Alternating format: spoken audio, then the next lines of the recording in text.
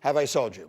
If I wasn't ambidextrous, I'd be playing golf because of Tiger Woods. Okay. So, yes, I'm happy to see Tiger Woods. First of all, I've seen your golf swing. Don't tell that lie. We got lots of work to do. Yeah, exactly. That's why. That's why. A whole lot of work to do. I don't play golf, but JR makes me want to play golf, so I guess I'll check it out. Tiger and match 2 of the TGL final is tonight at 7 Eastern on ESPN. He needs a win tonight to force a third and decisive match, which would be immediately afterwards. So Tiger, under all the pressure in the world tonight to get a win and advance to a final, which would be played immediately afterwards. You will see Tiger Woods back on the course tonight, essentially for the first time in 2 years in tonight's TGL final on ESPN. Okay. Tiger, we want the fist pump. That's exactly right. You hear that music? You know what that means? It means it's time for Field Yates' latest mock draft, which dropped this morning, and Fernando Mendoza is the first pick in the draft for the Raiders. That's not a surprise.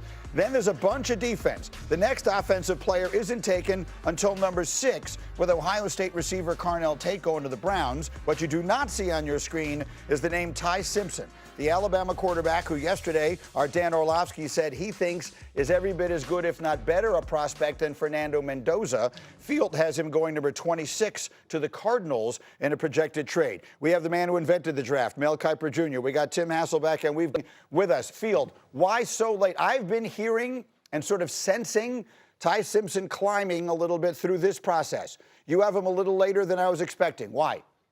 Yeah, Graney, it's hard to find a suitor prior to the Arizona Cardinals in a trade-ups. Look at some of the teams that might be in the market for a quarterback in this year's draft class. The Jets, obviously, at 2 and 16. It's not going to happen at number 2, and I'm not totally convinced that the Jets would take Ty Simpson in the first round.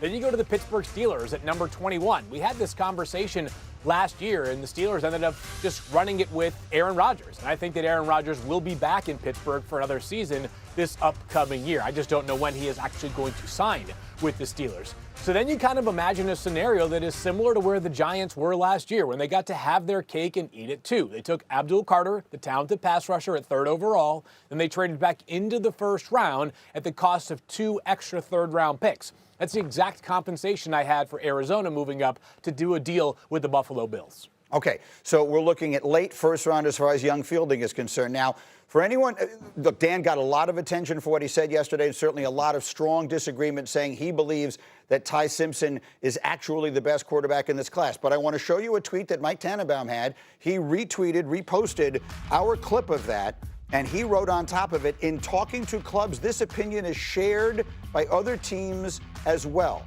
So, Mel, as you assess Fernando Mendoza and Ty Simpson, how big a gap do you see between the top 2 quarterbacks in this class?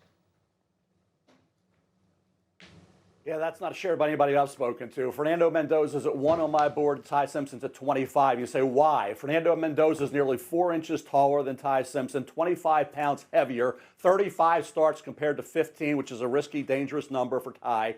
Then you think about 72% completion percentage to 64, right? 7 rushing touchdowns to 2.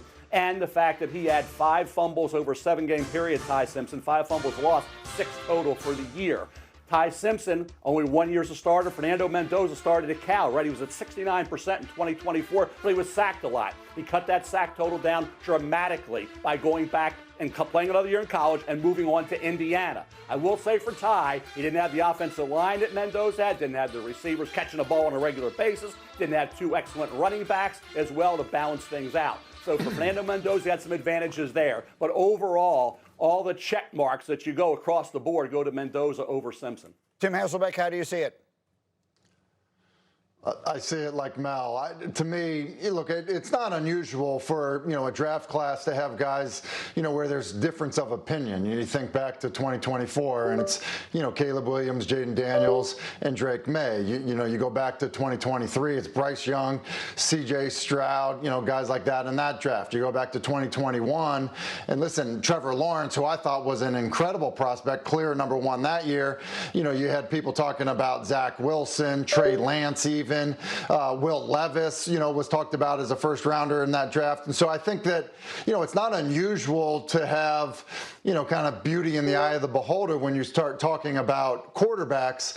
And I think there's an element of when you look at Alabama's offense, it's easier to find correlation to what people do on Sundays. You see him playing under center. You see him turning his back to the defense. You see more, move the pocket stuff that is common in the National Football League. And so I think, between that and then plays like this where you go, wait a minute, like, there's also athleticism here in a guy that, we maybe don't love all the measurables in terms of, he is about 6'1". He's only about 211 pounds. He doesn't have, the Josh Allen arm strength that you typically would love to see in a quarterback that goes in the first round. But, it's not just a guy playing in the confines of an offense. It's a guy that was able to create. So I understand that people like him, but to me, I fall much more in line with what Mel is saying in terms of, the type of prospect he is. I think he's checking way more box. He's bigger. The sample size is better. How developed he is as a passer, the production in college, and how he projects is better. So I look at it that way, and it seems like in nearly every single area, Mendoza appears to be the better prospect. Mel, if Ty Simpson was 6'3", what would this conversation be? Well, Mac Jones was nearly 6'3", 217 pounds, and had 17 starts. Ty's got 15. Where did Mac Jones go? He went 15th overall. New England Patriots had a really good rookie year. Now he's resurfaced with the 49ers. Think about Mac Jones at 15 in that draft. People were saying, well, he's probably a second-round pick. He went 15. So when you think about where Mac Jones is right now, he showed he can be an effective starting quarterback in this league. So for me, that would be kind of the comp, if you say in terms of the size, the arm strength. Now, I said all year, Ty Simpson's a faster, more athletic Mac Jones. So that's why I've had Ty at one point in that top 15 on the big board. He fell back because he had those struggles late in the year. Now, he said he wasn't 100%. He was banged up, right? He didn't get a lot of support from his O-line, the running game, and the receivers were dropping some balls. So for Ty, I get it. I have him at 25. I like him, but I love Mendoza, and he's a lock to go number one to the Raiders. And Simpson, there's a wide range of opinion on Ty. Some think he's a second rounder, third rounder. Some think he could be a one. I think he falls into the mid to late first round. All right, because I'm up against the bottom of an hour, here's what I'm going to do. I'm ripping up whatever we were planning on doing later. We're coming back to this. All three of you stay right where you are. We are coming back to this conversation later in the hour because we have so much more to say. In the meantime, the streaking Thunder got even better last night. Are they actually now unbeatable? Is it them and the field again? Plus, KD dropped 40. Rockets still lose. Did he make a mistake going there? We'll answer that question next. You're watching Get Up on a busy Tuesday on ESPN.